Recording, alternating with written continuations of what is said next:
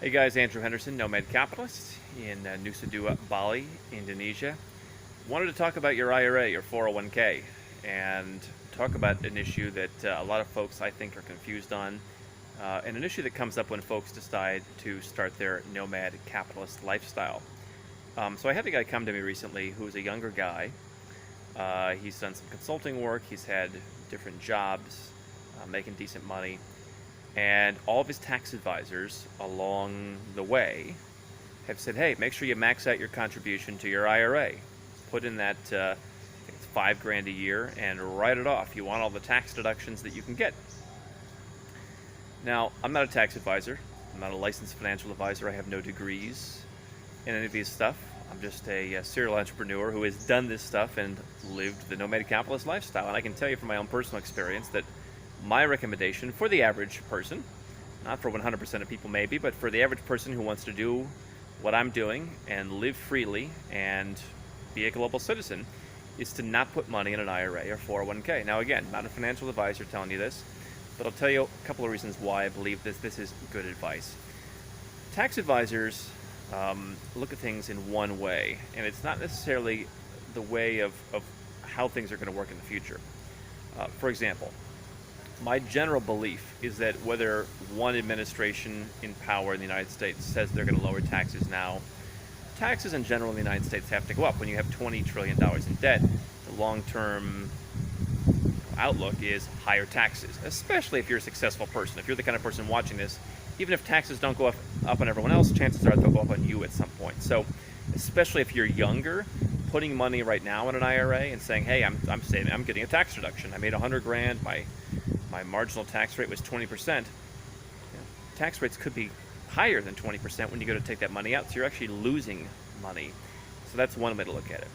Another way to look at it is the stuff available to you in an IRA, the stuff available to you in your 401k is often not nearly as good as you can get somewhere else. The challenge that I see with a lot of folks who I work with who are a bit younger is they don't have enough in their IRA when they go overseas to put it into some kind of self-directed IRA. So they're kind of stuck with a smaller amount of money. So if you have a big amount of money in your IRA, there are ways to solve that. We'll talk about that in a separate video. But if you're putting just smaller amounts of money in an IRA or 401k, and again, if you're younger, you're probably not going to be able to invest in the kind of stuff that's going to get big returns. And when you're younger, you want to get bigger returns. You want to potentially be more aggressive. You want to go and invest in the Cambodian property fund that I talk about. You want to go invest in some places that are up and coming, and you can't do a lot of that stuff in your IRA or 401k, so you're stuck with things that are kind of government approved, sanitized investments that may not do so well. The stuff that historically has not done so well. And so for all the government talks about how they don't want to privatize Social Security or let people put their retirement accounts in Wall Street, the reality is if you would have invested the way that I talk about in frontier markets and stuff like that, a lot of that stuff did very well even during the global recession. So you can't access that stuff in a 401k.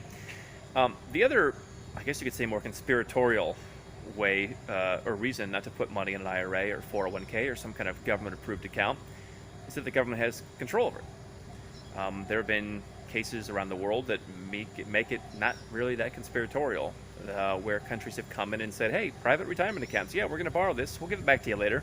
Or, hey, we'll give you government bonds that pay 2% a year. And hope we pay you back. So when you put money in an account that the government controls, sure, you can take it out and pay the interest or pay the penalties and pay the taxes. You can do that. But why just not put it in the first place? So I think that by bypassing the IRA, bypassing the 401k, you're bypassing and giving up a small tax cut right now for the ability to totally control your money, not be dependent on what the government says you have to do with it in the future, or where you have to invest the money, be able to invest it in places with much higher returns. Quite frankly, if you do it right, you could make the difference back in a year or two, the difference of what you get in a tax deduction now versus the difference in the extra return you could get if you do it well. So quite frankly, especially if you're a young entrepreneur, so much better places to put your money, in my opinion, again, as the unlicensed guy who dropped out of a party school and started a bunch of businesses. I see much better returns on my money. I'm glad I never put it in an IRA. Never had an IRA, never had a job to have a 401k or any of those other kinds of accounts. Quite frankly, I think that if you are, unless you're very close to retirement, not a good thing to start doing, not a good thing to keep doing. You can get much better returns somewhere else. Just my 2 cents.